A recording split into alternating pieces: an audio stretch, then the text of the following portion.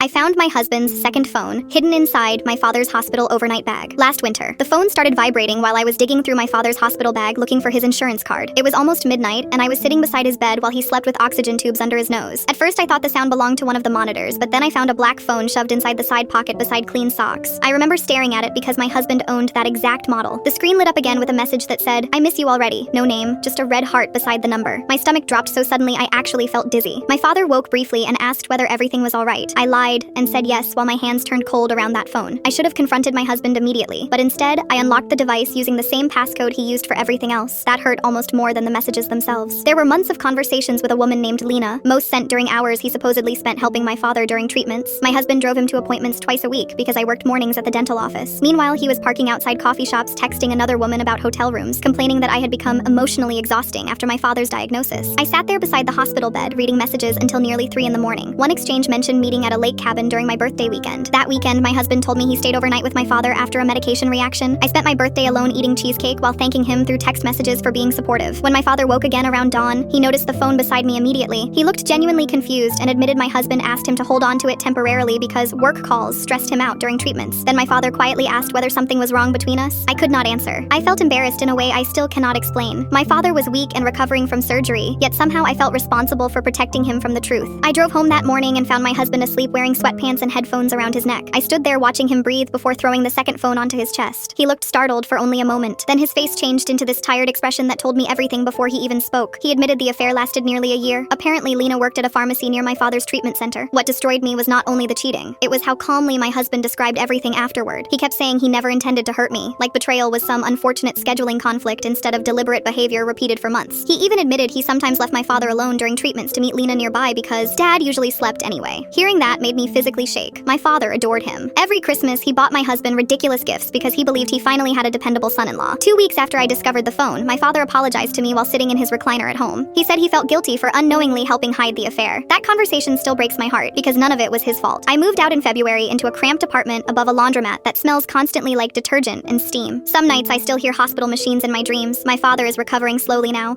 although he refuses to mention my husband anymore. Last month, I accidentally saw Lena with her children at a grocery store near my office. She looked ordinary, tired, distracted, completely normal. For some reason, that bothered me more than anything else. There was no dramatic villain behind the collapse of my marriage, just two selfish people making dishonest choices until my entire life changed shape around them. I still remember that vibrating sound inside the hospital room sometimes. Before that moment, I believed my husband was the safest person in my life.